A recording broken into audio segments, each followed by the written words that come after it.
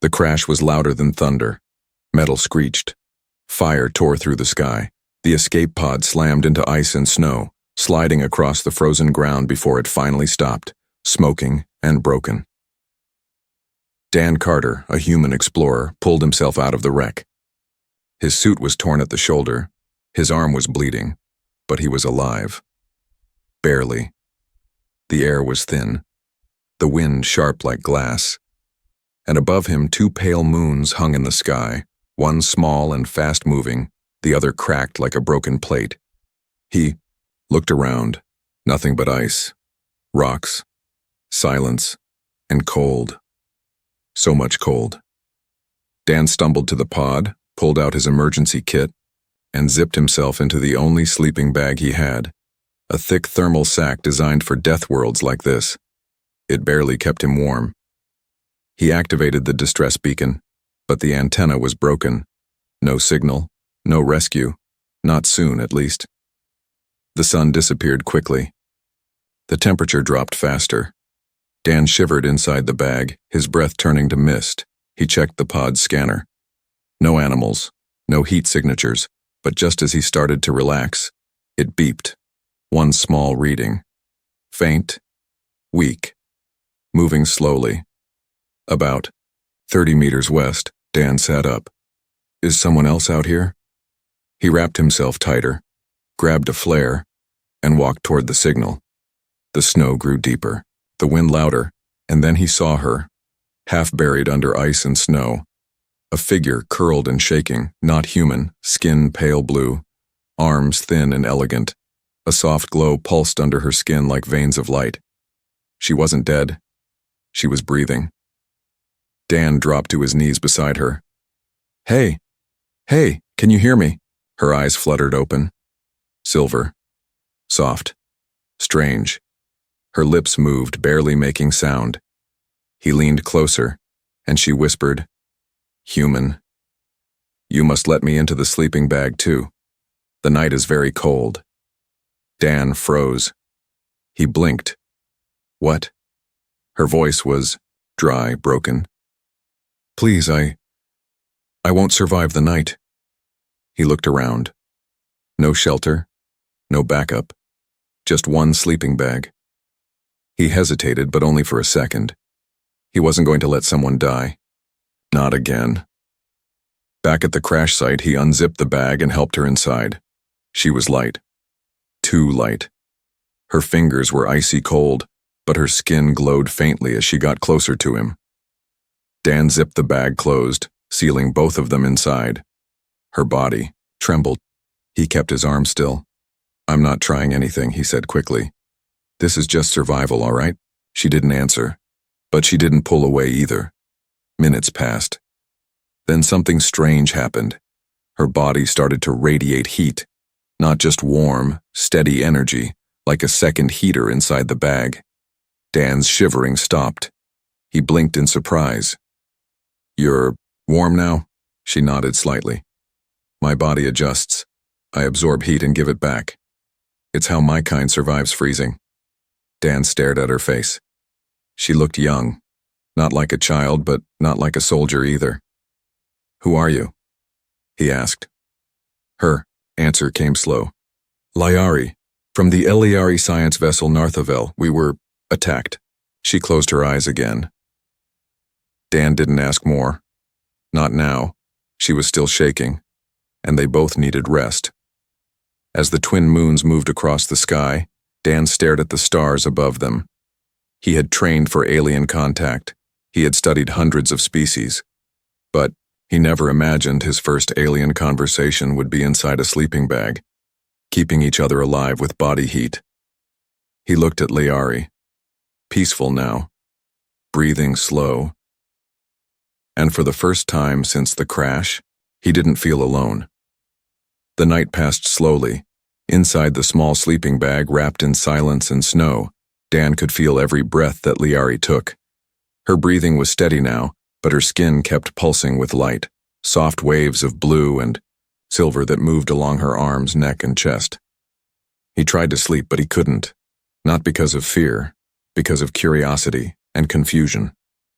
Around midnight, A strange hum filled the bag. Very low, almost like a vibration under the skin. Dan opened his eyes. Liari was still asleep, but her body had changed. Her skin wasn't just glowing anymore. It was reacting. Thin lines of light moved like circuits, drawing unfamiliar shapes. They formed, faded, then formed again. Symbols, language, code. Dan whispered, "Is your body a machine?" Liari's eyes opened slowly.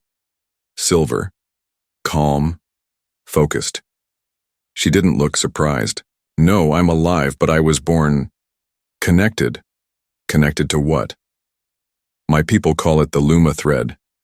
It's like your nervous system, but mine reaches further."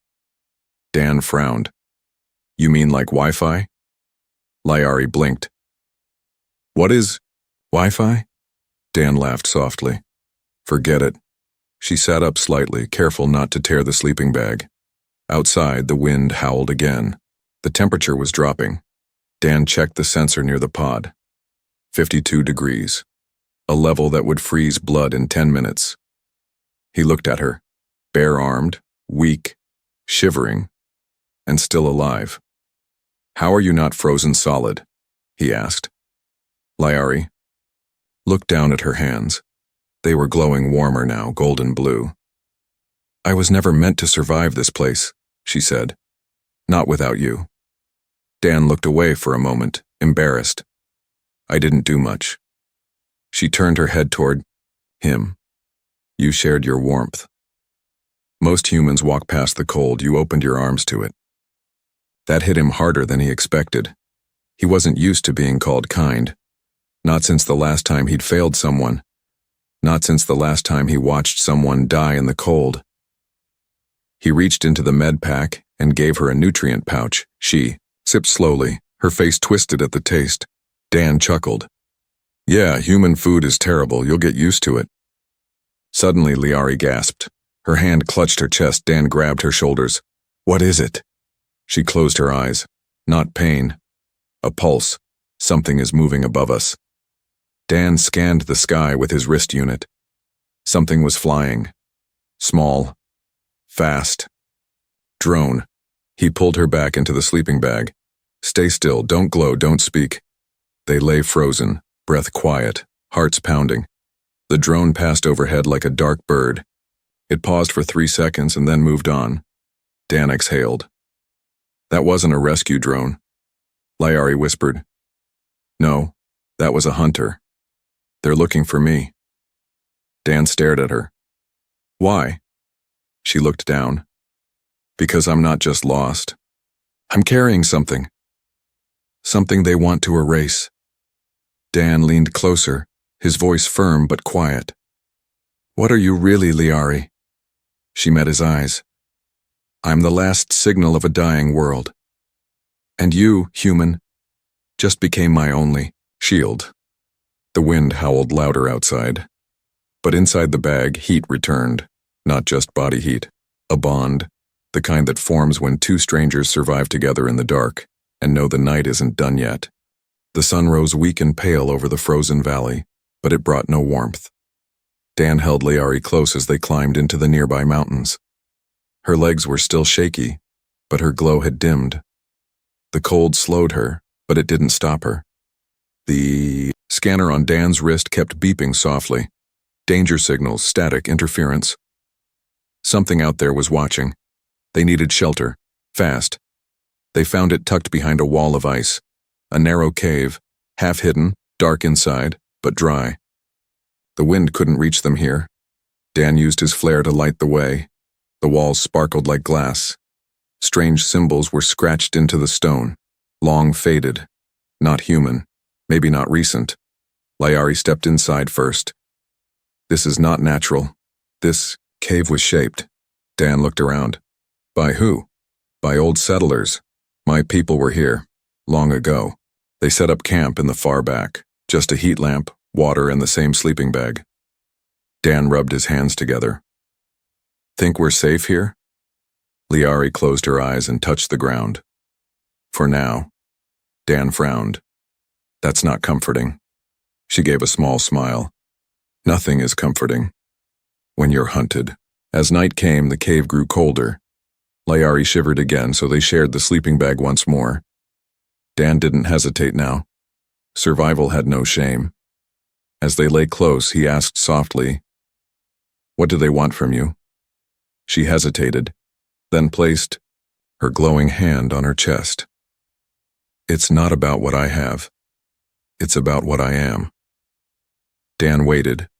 She continued, "I carry a core, a living code, my people's last memory storage. History, laws, locations, even voices, all hidden inside me." Dan sat up a little. "You're a walking backup drive?" Liari blinked. "I don't know what that means." Dan sighed. "Never mind."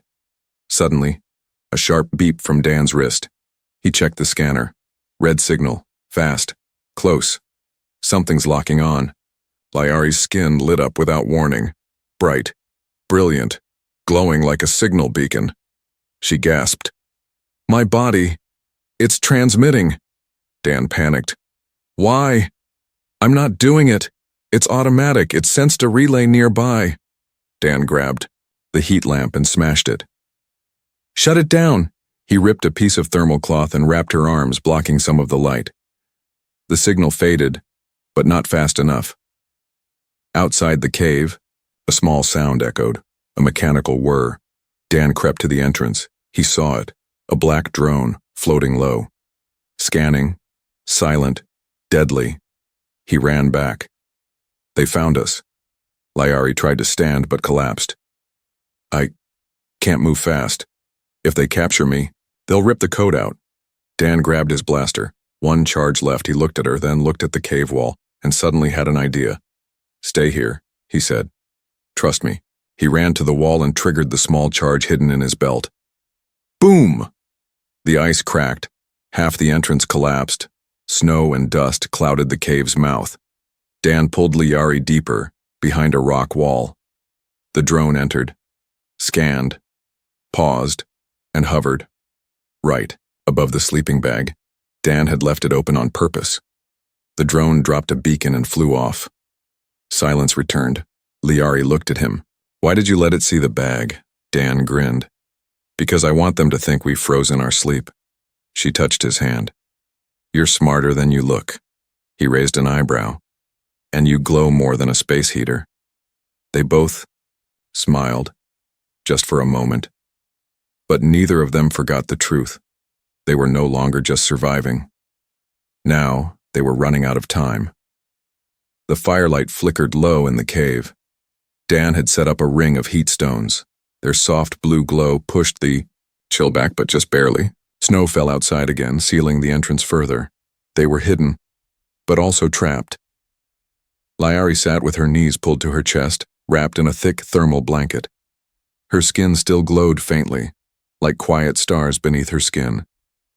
Dan stirred. The heat stones then sat across from her. "You're warmer tonight," he said. I adjusted. She replied softly. "But the cold takes something every night. A little more of me." Dan frowned. "I'm sorry." "Don't be," she said, looking at him. "You've given me more than anyone else ever has." Silence sat between them. Not awkward, not heavy, just real. Two souls from different worlds breathing the same cold air. Dan leaned back against the wall. "I've seen a lot in this galaxy, fought in wars, lost people, but I've never sat in a cave with a glowing alien girl who holds the memory of an entire civilization." Liari smiled faintly. "I never thought I'd be alive to sit with a human and feel safe." She stood slowly and walked closer. Then, without asking, sat beside him. Very close. Dan stiffened a little. "Are you okay?" "I need contact. Memory stabilizes with warmth. We bond through it." Dan blinked. "Wait, bond?" Too late. She touched her fingers to his wrist and everything changed. His eyes rolled back for a second. Then, he saw flashes, not dreams. Not visions, memories, but not his. Hers. A world of silver cities beneath twin suns, skies filled with floating crystal ships, children with glowing skin laughing in glass gardens, hearts beating in rhythm with light. Then, fire, explosions, betrayal, ships falling, allies turning, bodies frozen mid-scream. Dan gasped and pulled back. The vision vanished.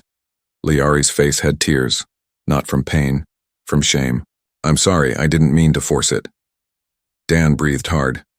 "No, it's okay. I saw it all. I saw your home. Not just my home, my mother. She was the last light carrier. She gave me her memory core before the fall." "That's what I carry," Dan whispered. "So your entire species, your culture, lives in you?" Liari nodded. "If I die, the thread breaks forever." Dan stared into the fire. He had touched war before, but never like this. Not with his own mind, not with her grief inside him. Liari leaned her head on his shoulder. She was still glowing, soft, warm, gentle. "When I entered your mind, I saw something too." Dan tensed. "What did you see?" "You holding someone, a body, in snow, crying, silent." Dan looked away. "My sister," he said after a long pause. "She died in a crash like this. One, I couldn't save her. And that's why you couldn't walk past me." He nodded slowly. "I couldn't leave someone else to freeze." They sat quietly again. No more words, only warmth, only truth. Then Dan said quietly, "I'm not just going to keep you alive, Liari. I'm going to get you home." She looked up at him, and for the first time, her glow turned golden, not because of heat, because of hope. 3 days after the crash, the sky finally opened. A dark shape appeared above the mountains, sleek, silent, and smooth like a shark made of metal. It hovered in the sky for a moment, then slowly began to descend. Dan's wrist beacon flashed, green for the first time, signal found. Incoming human ship. He stood from the cave entrance, eyes wide. "They found us." Behind him, Liari stood too, quiet, uncertain. "You called for help?" Dan nodded. "Weeks ago. I thought the signal never sent, but maybe it bounced, maybe someone finally picked it up." Liari didn't smile. She only stared at the ship. "Something is wrong." The ship touched down gently in the snowfield below. 3 figures stepped out, suited in silver-black armor, helmets on, no faces. They walked in perfect rhythm. Dan grabbed his jacket. "I'll go talk to them. You stay hidden just in case." Liari put a hand on his arm. "Be careful. I feel noise, not words, not thought, just emptiness." Dan hesitated, then nodded. He walked down the trail. The first soldier raised a hand. "Lieutenant Carter?" Dan blinked. "Yeah, that's me. We're from Outreach Base 7. Your distress beacon came through a week ago. You're a hard man to find." Dan smiled. "Well, your timing's great," one of the others asked. "Were you alone?" Dan paused. Were you alone, Lieutenant?" The voice repeated, slightly louder. Something was off. Their voices didn't sound human, too smooth. No emotion, no breathing between sentences. Dan's grip tightened on his belt. I survived." The soldier tilted his head. "Your suit logs say otherwise." And then the third soldier raised a weapon. Dan didn't wait. He grabbed the thermal flare from his belt and threw it at their feet. Blinding blue fire exploded in smoke and sparks. He ran back up the trail. "Liari, run! They're not human!" Liari didn't ask questions. She was already moving. The two ran deeper into the icy hills, ducking between rock walls and fallen trees. Behind them, the sound of non-human voices shifted into something alien, clicking, buzzing, like insects pretending to speak English. They hid behind a frozen ridge, breathing hard. Dan looked at her. "What are they?" Liari's face was pale. Shape steel units, not alive, not dead, made to mimic human thought, killers in borrowed skin. Dan stared at her. They knew your memory was here. They didn't come to save me. They came to erase you. Yes, she said, and anyone who touched my mind. Dan's hands tightened. He remembered her glow, her voice, the memories she shared. This wasn't just survival anymore, this was loyalty, this was war. He reached into his jacket and pulled out a small blaster, low power, 1 shot left. She looked at it. That won't stop them. Dan looked at her. It'll distract them, long enough for you to run. Layari's voice rose. You're not staying behind. Dan smiled. Then you'd better keep up. They ran again, toward the high cliffs. The only safe path now was up. As they climbed, the wind howled, and from below mechanical eyes followed them. That night they hid in a deep crack in the rock face, wrapped in emergency blankets, shivering, but alive. Dan gave her the last protein bar. Layari broke it in half and gave him back a piece. Neither of them spoke for a long time. Then Layari whispered, "Why didn't you give me to them?" Dan looked up at the stars. Because I'm not the man I was before I met you. And maybe you're not the alien you were before you met me. The sky was silent again, but not safe, because now the hunters knew. And now, Dan Carter was not just a survivor.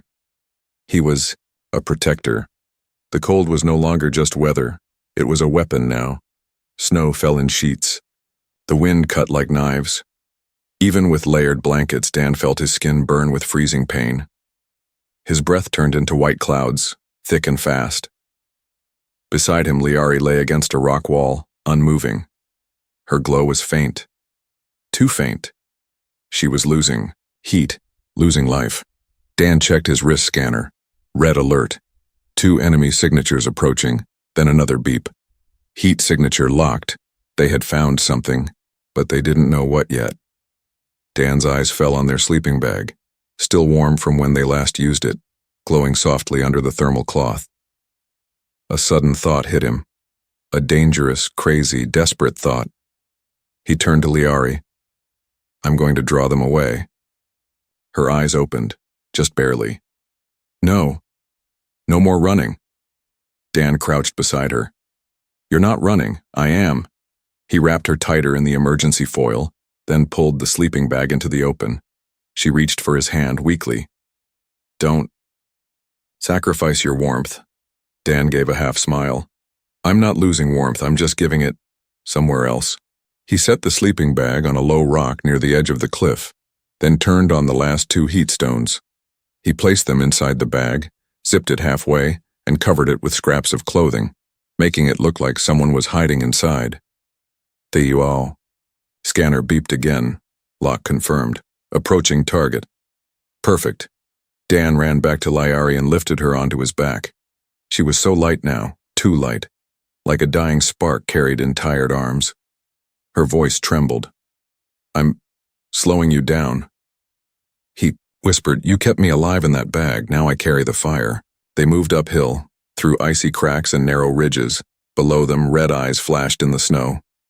The shape-steel hunters landed near the decoy sleeping bag. They circled it, scanned it. One of them stepped closer, weapon raised. Dan held his breath. Boom. The heat stone suddenly flared and exploded. Just a flash, enough to blind them for 5 seconds. Dan didn't look back. He just kept climbing.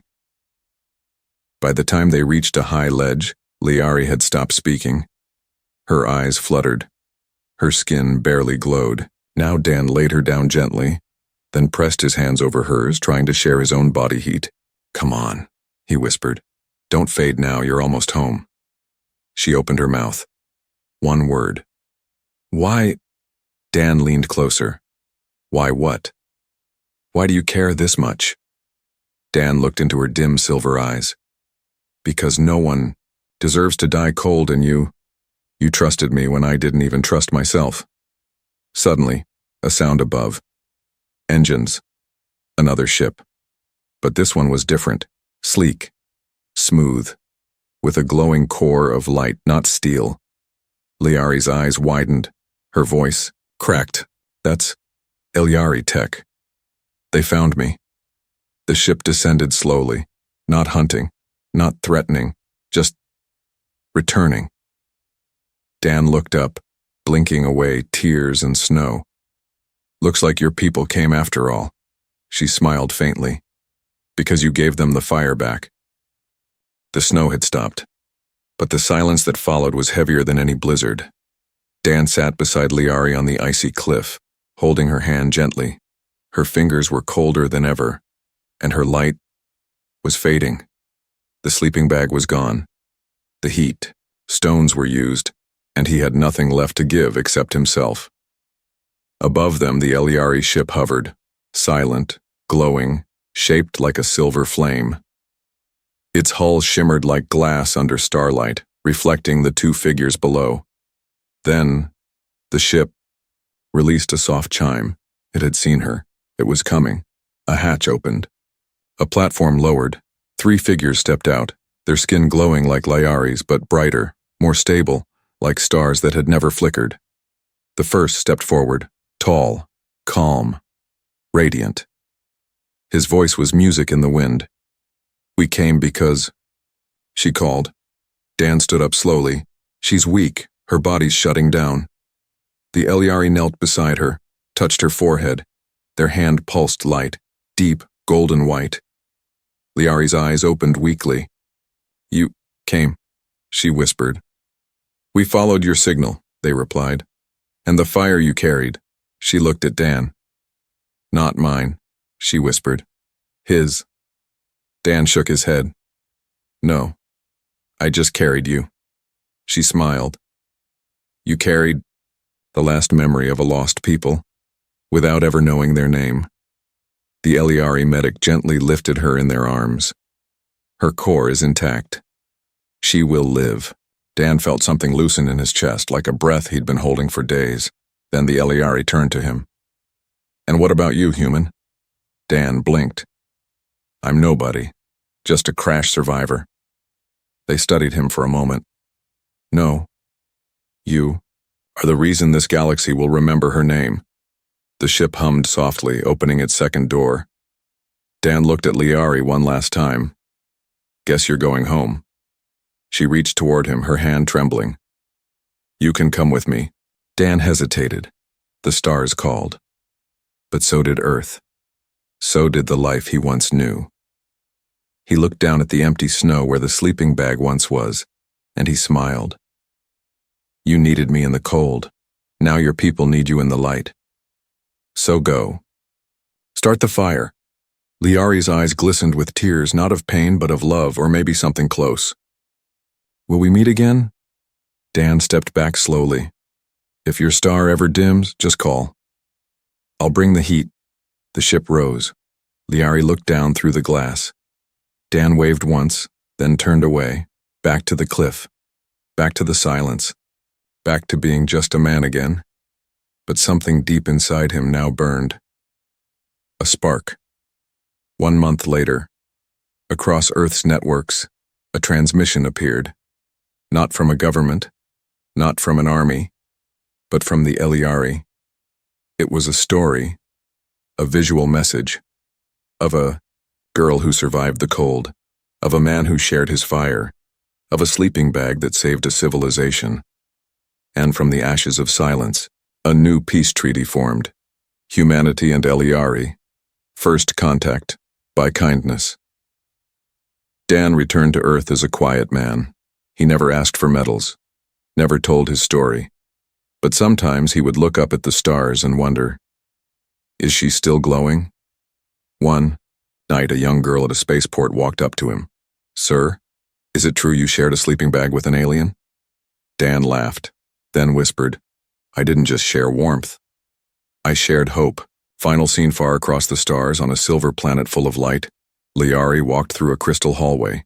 Children followed her, asking questions. She knelt beside them, told them about Earth, about ice, about pain, and about a man named Dan Carter. who didn't carry a gun, only a sleeping bag and a choice. And above them burned a new light in the sky, a new star. The Eliari called it the fire that started again.